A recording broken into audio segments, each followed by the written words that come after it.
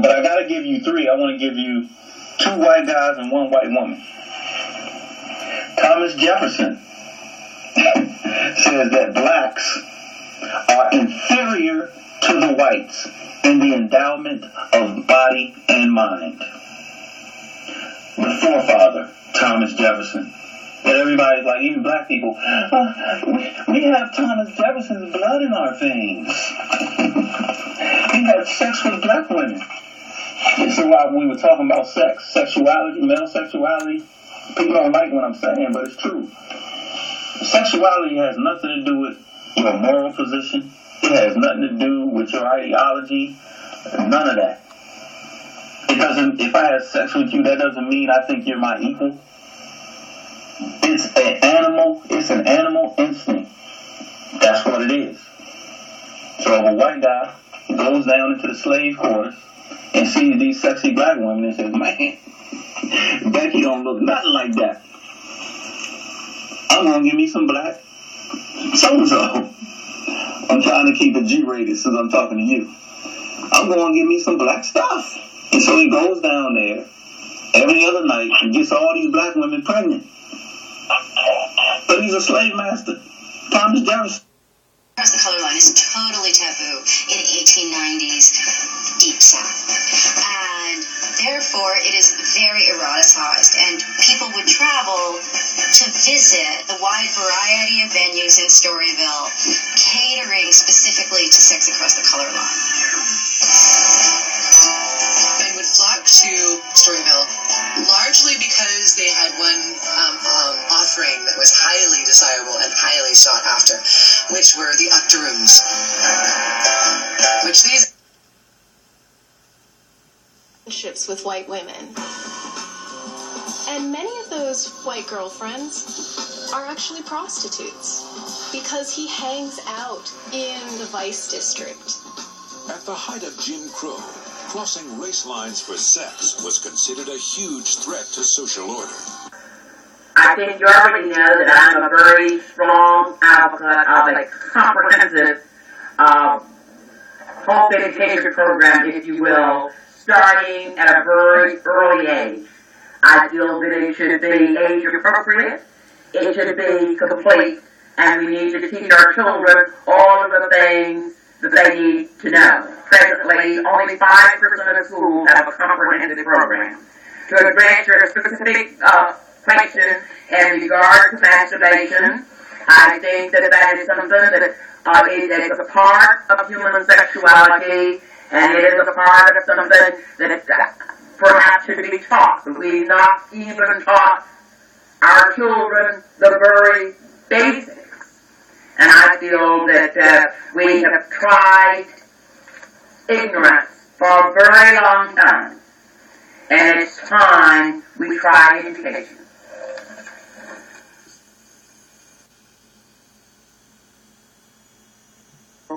To really talk about the systems or the structures that are currently in place and how they contribute. And I'll give you an example.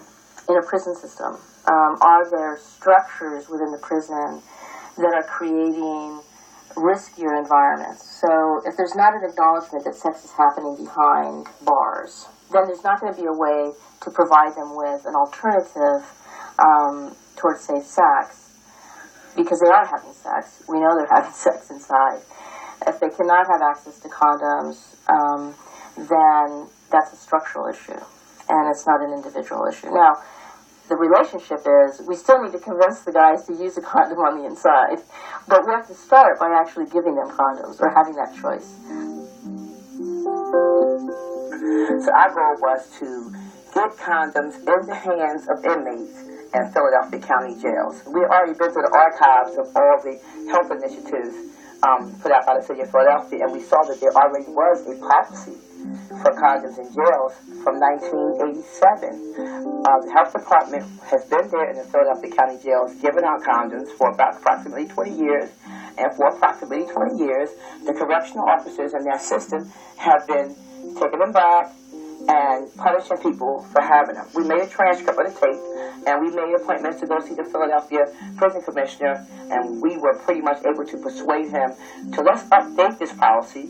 Let's make a version that will clearly tell the correctional officers that these condoms are not contraband, but they are indeed health resource tools, and that good prison health is ultimately good community health. That updated policy was signed January 31st, 2007. As we've said before, sex is a natural instinct. It's an animal instinct. It's a sense pleasure. Okay? So if you approach sex entirely from a moral perspective, then of course you won't have any clue why people are behaving, quote unquote, behaving the way they do. You won't understand why people are committing fornication and adultery and engaging in homosexual behavior. But it's pretty simple. It's called a sense pleasure. So even though you may not understand the behavior, may not even agree with it, you can understand that it's got to be a pleasurable experience in order for them to continuously engage in it. It's like a vegan or a vegetarian that says to themselves, I don't understand why these people keep eating bacon. We've told them if you eat bacon, your blood pressure gonna go up. They eat it anyway. I don't understand. Why are they eating cookies and cake and ice cream? We've told them if you eat that type of food, your glucose level gonna go up. Well, obviously, it's a pleasurable experience. So if you look in the animal world and you see some animals engaging in sexual behavior that they wouldn't normally engage in, you'll find that it's because they're in this unnatural, artificial environment. But their drive is still telling them to have sex. You'll see the same thing when you look in the prisons in the hells of the United States of America. You'll see that people that will say, I'm not homosexual, I'm not gay, but you'll still see some of them engaging in homosexual behavior. Obviously, it's a certain level of pleasure that they're getting from the act. And no, it may not be their first choice, but because they're in this artificial, unnatural environment, it's like they're just doing what they got to do to get that pleasure. So just remember, sex is an animal instinct. And if you're going to try to correct a behavior, then you can't try to correct it from the perspective of morality versus immorality.